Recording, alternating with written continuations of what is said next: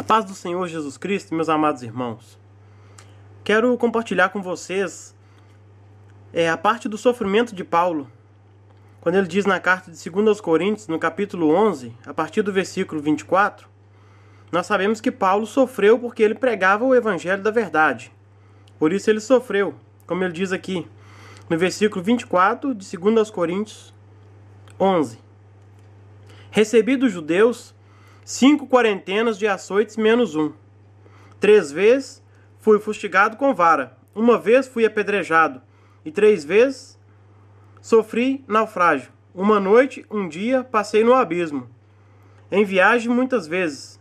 Em perigo de rios. Em perigos de salteadores.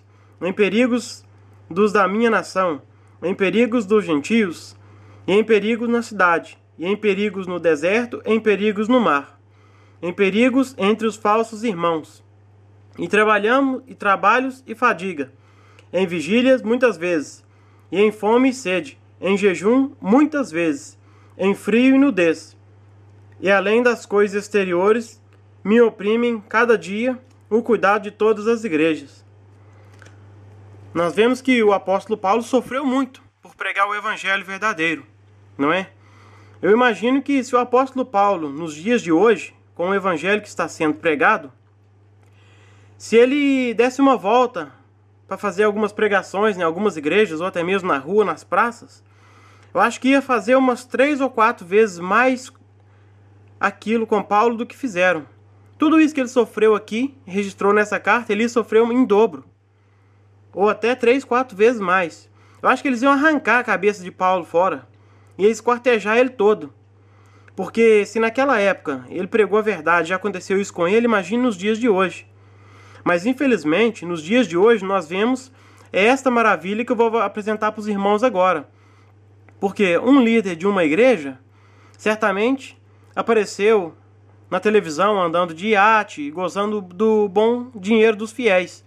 Depois apareceu pastores presos com fuzis, com armas, de uma igreja que está agora... pronto, fazendo muito sucesso por aí. Todo mundo sabe que é um ex-pastor da igreja, de uma igreja grande também, que nem é preciso falar o nome, é a igreja que tem o ramo da arruda, o sabonete ungido, e aquelas coisas todas. Vocês sabem quem é. Depois agora nós temos também os irmãos que estão lá sustentando os grandes lavadores de dinheiro, que até foram para outro país, para os Estados Unidos, para lavar o dinheiro. Eu vou apresentar para vocês agora o grande pregador do evangelho, como ele é beijado e adorado pelo povo. Porque ele prega... será que ele prega a verdade como Paulo? Eu acho que não, que é por isso que ele é adorado. Veja só.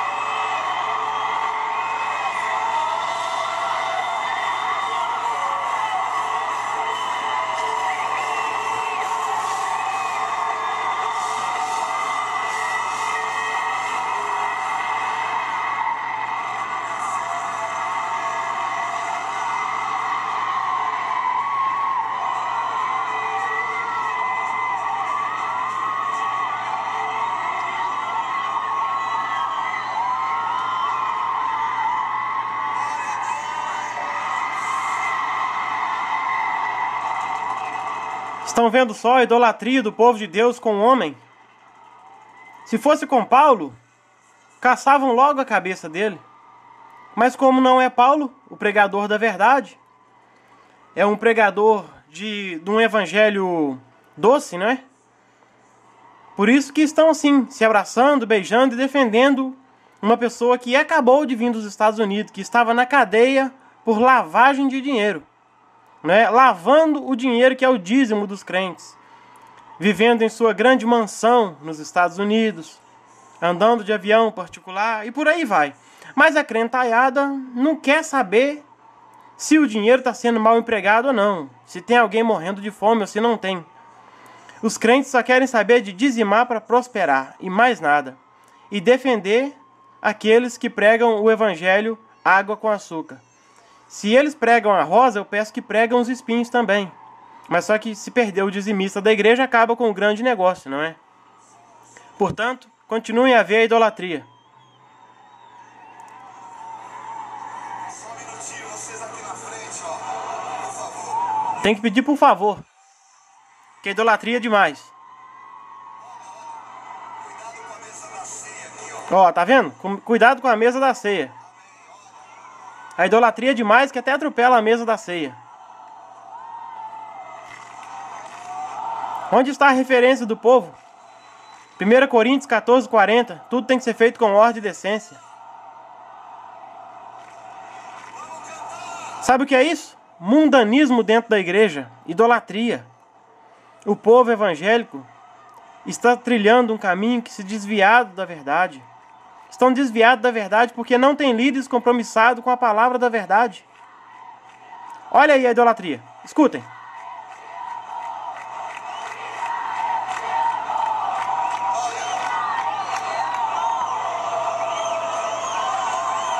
Ouviram? Bispa, eu te amo. E o nosso amado apóstolo Paulo, quando pregava o evangelho verdadeiro, andavam atrás dele querendo arrancar a cabeça do homem, porque era verdadeiro. Jesus veio e pregou a verdade, pregou o amor, e diziam que ele era bebedor de vinho, que ele expulsava demônio através de Belzebu, através do próprio Satanás. Diziam que Jesus não era o Filho de Deus, ao ponto de pregarem numa cruz. Os verdadeiros sofrem. Nenhum pecado tinha o nosso mestre e sofreu tudo aquilo. O apóstolo Paulo converteu ao evangelho e começou a ser perseguido. Mas esses líderes de hoje em dia, não todos, mas uma grande maioria que está na mídia, são os grandes deuses dessas pessoas. Portanto, é muito triste eu fazer aqui esse depoimento, eu como cristão, como evangélico há 11 anos, postar aqui a minha visão sobre o que está se passando hoje em dia dentro das igrejas. O povo deixou de adorar o Criador para adorar a criatura. E depois, com meras palavras de desculpas que eles dão à plateia, o povo se derrete. Mas não sabem realmente o que se passou, o que aconteceu. Se eles foram presos, alguma coisa estava fora da lei, porque Jesus ensinou a pagar os impostos. Jesus disse a Pedro, vai e tira a moeda na boca do peixe para pagarmos os impostos. Se não pagaram, não declararam o dinheiro que estavam levando com eles, porque queriam só negar o imposto. Então, se pregam na igreja que nós devemos contribuir para não roubar o que é de Deus, nós também não devemos roubar aquilo que é do Estado, aquilo que é do cofre do governo. Portanto, fica aqui essa mensagem pessoal minha a esse respeito, que se alguém quer pregar a verdade do Evangelho, que a prega e que a viva, principalmente nessa questão financeira, onde o homem facilmente se corrompe. Deus abençoe a todos vocês, meus irmãos. A paz do Senhor Jesus Cristo. Hoje o Senhor sabe que nós estamos realizando um dos maiores desejos da nossa vida.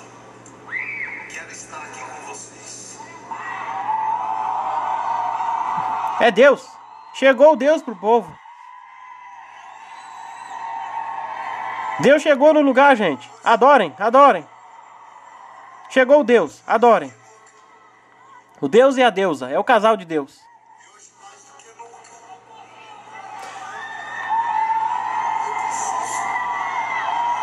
Eu não consigo me calar, meus irmãos. Tem que falar.